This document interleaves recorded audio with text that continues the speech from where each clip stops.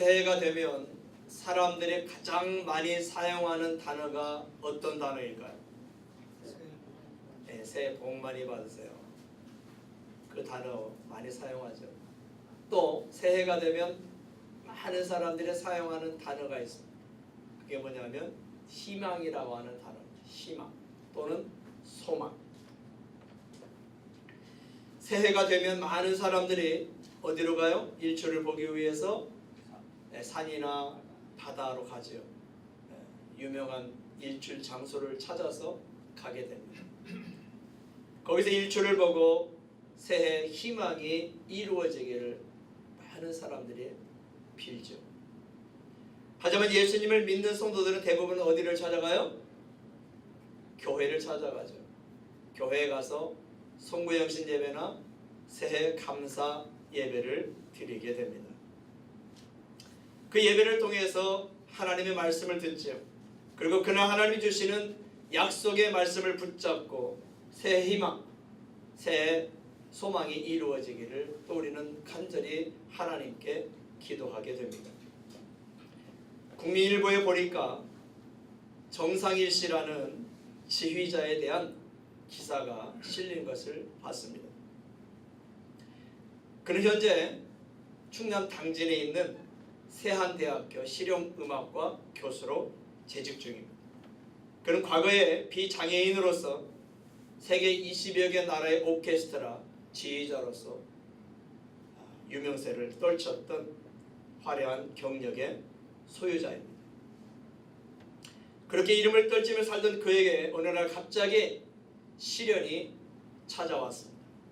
2012년 5월 과로로 병원에 입원했는데 약기운으로 인해서 정신이 몽롱한 가운데 복도를 걷다가 그 병원 11층 아래로 추락하고 만 겁니다.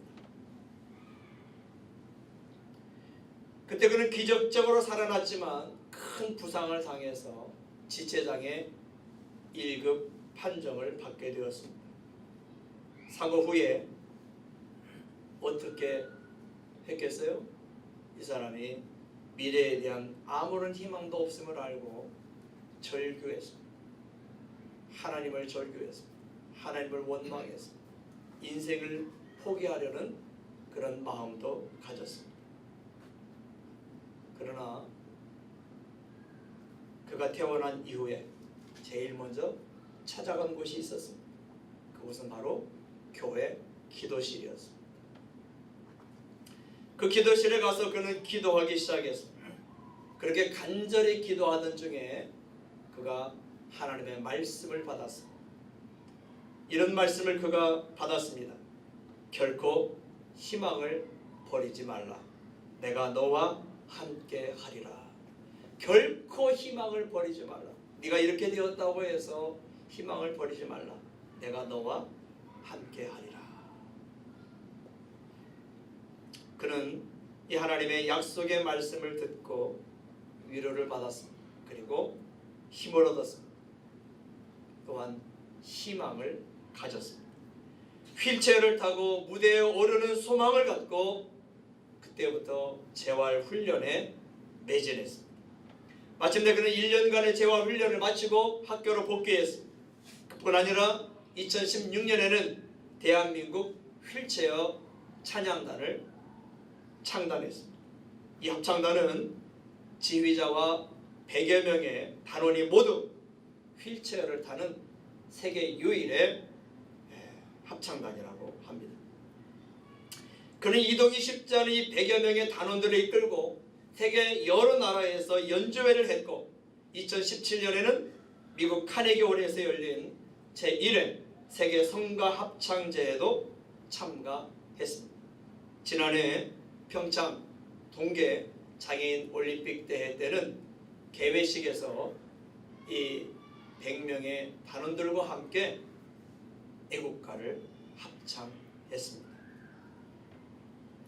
그는 40년 넘게 성가대 지휘자로 봉사했지만 사고 이전에는 우리가 평소 말하는 썬데이 크리스찬이었다고 합니다. 썬데이 크리스찬. 그냥 교회만 주일날 왔다 갔다 하는 정도의 그런 크리스찬. 하지만 지금은 에브리데이 크리스찬으로 산다고 합니다. 매일매일 그리스도인답게 살아간다는 것이죠. 이 정상일 교수, 하나님은 그에게 약속의 말씀을 주셨습니다. 그는 그 말씀으로 위로와 힘을 얻었습니다. 희망을 가졌습니다. 소망을 가졌습니다. 그리고 하나님은 그를 약속하신 말씀대로 부끄럽지 않게 해주셨고 영광스럽게 해주셨습니다. 그래서 그에 대한 간증과 기사가 국민 일보에 실리게 된 겁니다. 오늘 본문 말씀에서도 우리는 하나님의 말씀으로 절망의 나락에서 희망을 갖게 된 사람, 고난 속에서 소망을 갖게 된 한 사람을 보게 됩니다. 본문 49절과 50절을 함께 읽겠습니다. 49절과 50절 시작. 주의 종에게 하신 말씀을 기억하소서. 주께서 내게 소망을 가지게 하셨나이다. 이 말씀은 나의 고난 중에 위로라. 주의 말씀이 나를 살리셨기 때문이니이다. 아멘. 대부분의 번역 성경들은 여기 49절의 소망을 희망이라고 번역했습니다. 하나님께서 본문 10편 119편을 지은 이 하나님의 사람에게 뭘 주셨어요? 말씀을 주셨어요. 그리고 그는 그 하나님의 말씀으로 소망, 곧 희망을 갖게 되었다고 말합니다. 그 하나님의 말씀이 고난 중에 있는 자신에게 큰 위로를 주었다고 고백합니다. 이런 고백들을 보면 이 시편 119편을 지은 이 하나님의 사람은 지금 절망할 수밖에 없는 상황에서 큰 고난을 경험하고 있는 것으로 보입니다. 하지만 그는 그 절망적인 상황에서, 고난의 현장에서 하나님의 말씀으로 희망을 갖게 되었고 위로를 받았고 다시 살아갈 용기를 얻었습니다. 우리 교회도 새해에 하나님께로부터 약속의 말씀을 받았습니다. 그 약속의 말씀은 신약성경 로마서 9장 33절입니다. 함께 읽어볼까요? 로마서 9장 33절 시작. 그를 믿는 자는 부끄러움을 당하지 아니하리라. 아멘. 여기서 그는 예수님을 가리킵니다. 하나님의 예수님을 믿는 성도들이 부끄러움을 당하지 않게 해주신다는 겁니다. 다른 말로 표현하면 예수님을 믿는 성도들을 하나님께서 영광스럽게 해주신다는 약속입니다. 그래서 올해 우리 교회의 표가 뭐예요? 영광스럽게 되리라. 따라서 해볼까요? 영광스럽게 되리라. 여러분, 이 표를 말할 때에, 이 표를 고백할 때에 믿음으로 선포하시길 바랍니다. 하나님께서 그것을 이루실 줄을 믿고 나에게 영광을 주실 줄을 믿고 영광을 꿈꾸면서 이것을 선포하는 자에게 영광이 임할 줄로 믿습니다. 한번 다시 해보겠습니다. 영광스럽게 되리라. 영광스럽게 되리라. 아멘. 따라서 해봅시다. 그를 믿는 자는 부끄러움을 당하지 아니하리라. 이게 누구의 약속이에요? 하나님의 약속입니다. 아까도 찬송했지만 엘샤다이 하나님, 전능하신 하나님의 약속인 것을 믿으시길 바랍니다. 전능하신 하나님이 약속을 하셨다면 그 약속을 못 이루실 줄 없음을 믿으시길 바랍니다. 영광스럽게 되리라. 이 표현은 올해 우리 모든 성도들에게 이루어지기를 바라는 희망이요 소망입니다. 우리 중에 어떤 분은 건강에 어려움이 있습니다. 어떤 분은 경제적으로 힘든 시기를 보내고 있습니다. 어떤 분은 가정에서 고통을 겪고 있습니다. 어떤 분은 직장 문제로 고민하고 있습니다. 어떤 분은 신앙 때문에 핍박을 당하고 있습니다. 이외에도 말로 표현하기 힘든 광야길을 경험하고 있는 성도들이 있습니다. 지금은 아닐지라도 우리 모두는 예상치 못한 어느 순간에 부끄러움을 당할 위기에 처할 수도 있습니다. 그래서 하나님은 올해 우리 교회에 저와 여러분 모두에게 로마서 9장 33절 말씀을 약속으로 주셨습니다. 예수 믿는 우리가 절대로 부끄러움 당하는 일이 없게 해주시겠다는 약속입니다. 예수 믿는 우리를 영광스럽게 해주시겠다는 약속입니다. 하지만 하나님께서 이 약속을 이루실 거라는 것을 어떻게 우리가 믿을 수 있을까요? 성경에서는 하나님이 신실하신 분이라고 말씀합니다. 한번 약속하신 것은 반드시 지키시는 분이라는 거죠. 구약성경 민수기 23장 19절에 보면 발람 선지자가 발락이라고 하는 지역 왕에게 하는 말이 있습니다. 한번 같이 읽어볼까요? 시작.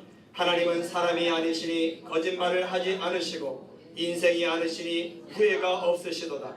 어찌 그 말씀하신 바를 행하지 않으시며 하신 말씀을 실행하지 않으시랴. 아멘. 쉬운 성경을 한번 볼까요? 쉬운 성경이 어떻게 번역되어 있나 한번 보겠습니다. 같이 읽어볼까? 시작. 하나님은 사람이 아니시니 거짓말을 하지 않으신다. 하나님은 인간이 아니시니 마음을 바꾸지 않으신다. 하나님은 말씀하신 것은 이루시며 약속하신 것은 지키신다. 아멘.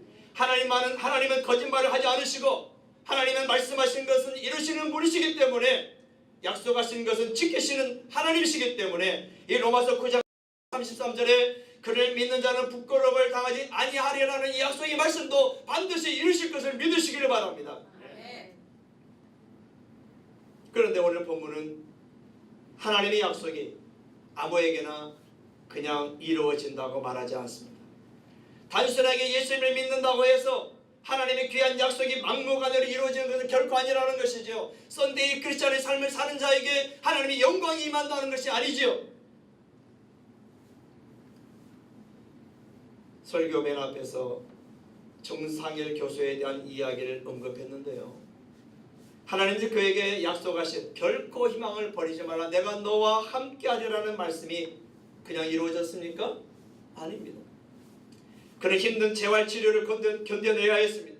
휠체어를 타는 고된 훈련도 감당해야 했습니다.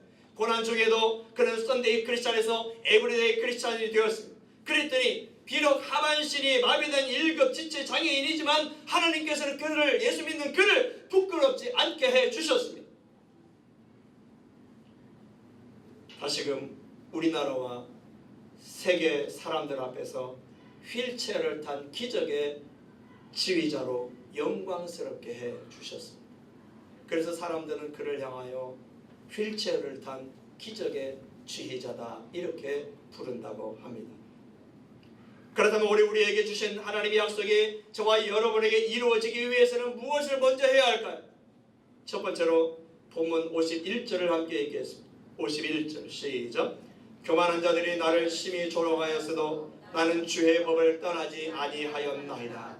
시편 119편의 저자인 이 하나님의 사람은 조롱을 당하고 핍박을 받고 비난을 당하는 고난과 고통이 있어도 결코 어떻게 하겠다고요? 주의 법을 떠나지 않았다고 고백하고 있습니다. 그랬더니 하나님께서 그를 영광스럽게 해주셨다는 거예요. 그렇습니다. 주의 법은 하나님의 말씀을 말합니다. 우리도 하나님의 말씀인 성경을 가까이 해야 합니다. 성경은 살아계신 하나님의 말씀입니다. 능력의 말씀입니다. 지혜의 말씀입니다. 이런 성경을 일주일 내내 책장이나 가방 속에 모셔두지 말고 읽고 또 읽어서 성경에 손때가 묻게 하시기를 주님의 이름으로 축원합니다. 그때 하나님은 저와 여러분을 영광스럽게 해 주실 겁니다. 두 번째로 본문 58절 함께 읽겠습니다. 시작. 내가 전심으로 주께 간구하였사오니 주의 말씀대로 내게 은혜를 베푸소서. 시편 119편의 저자가 영광스럽게 되기까지는 무엇이 있었어요? 기도가 있었습니다. 그의 기도는 흉내만 내는 기도가 아니었습니다. 사람들에게 보이게 한 기도도 아니었습니다. 그는 절실했습니다. 그래서 간절히 기도했습니다.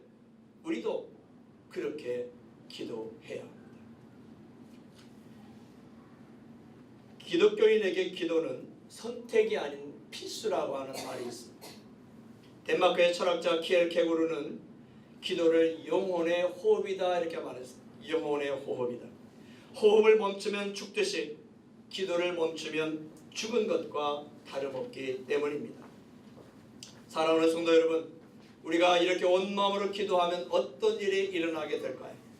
전심을 다하여 정말 믿음으로 간절히 하나님 앞에 기도하면 저와 여러분에게 어떤 일이 일어날까요?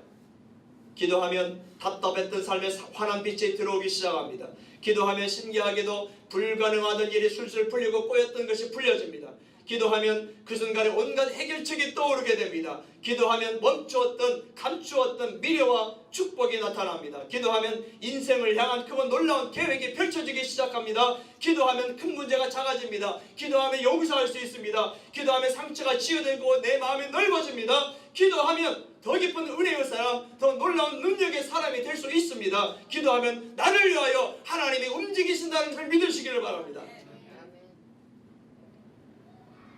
여러분, 자녀가 부모에게 계속해서 간절한 마음으로 부탁하면 부모의 마음이 움직이고 부모의 행동이 달라지기 시작합니다. 하나님이 그렇습니다. 때로는 주님이 우리를 잊으신 건 아닌가 하는 생각이 들 수도 있습니다. 그때는 기도가 어렵지요. 그렇다면 바로 그때 하나님의 독생자 구세주 예수 그리스도를 떠올리시기를 바랍니다. 하나님은 저와 여러분을 위해서 이미 2000여 년 전에 예수님의 손과 발에 그리고 그분의 머리와 허리와 온 몸에 지울 수 없는 고난의 표시, 사랑의 표시를 새겨 놓으셨습니다. 하나님께서는 그 정도로 저와 여러분을 사랑하시는 것을 믿으시기를 바랍니다. 그런데 어떻게 그 하나님이 저와 여러분을 잊으실 수 있겠습니까? 저와 여러분을 살리시기 위해서 독생자를 죽이기까지 하신 그 하나님께서 어떻게 저와 여러분을 잊으실 수 있겠어요? 잊지 않으시는 겁니다. 절대로 잊을 수 없습니다. 며칠 전 송구영신 예배 때 말씀드렸던 시편 118편 7절을 함께 읽겠습니다. 시작. 여호와께서 내 편이 되사 나를 돕는 자들 중에 계시니 그러므로 나를 미워하는 자들에게 보응하시는 것을 내가 보리로다. 아멘. 여기서 여호와는 내 편이시다는 건 하나님은 나와 함께 하신다로 번역할 수 있습니다. 그리고 여호와는 나를 돕는 자들 중에 계신다는 것은 하나님은 나를 돕는 분이시다라고 번역할 수가 있습니다. 그렇습니다.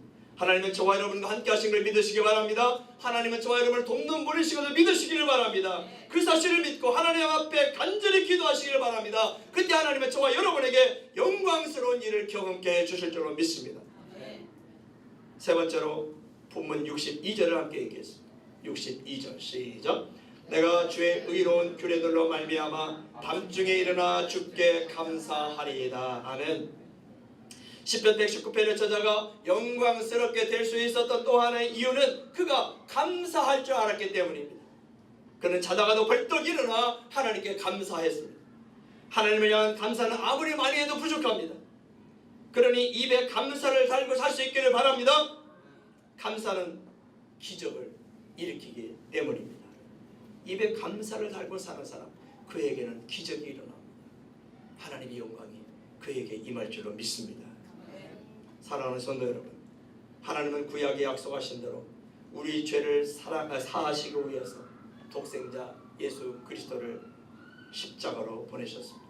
그리고 하나님은 그 예수님을 믿는 자들이 부끄러움을 당하지 않게 해주시겠다고 약속하셨습니다. 영광스럽게 하겠다고, 영광스럽게 해주시겠다고 약속하셨습니다. 오늘 말씀은 우리가 그 하나님의 말씀인 성경을 가까이 하고 전심으로 기도하고 감사하면 반드시 오늘 약속의 말씀, 그를 믿는 자는 부끄러움을 당하지 아니하리라, 이 말씀을 이루실 줄로 믿습니다. 또한 영광스럽게 되리라 하는 이 말씀도 반드시 이루실 줄로 믿습니다. 연말에 영광스럽게 해주신 그 하나님을 저와 여러분 모두가 간증할 수 있기를 주님의 이름으로 축원합니다.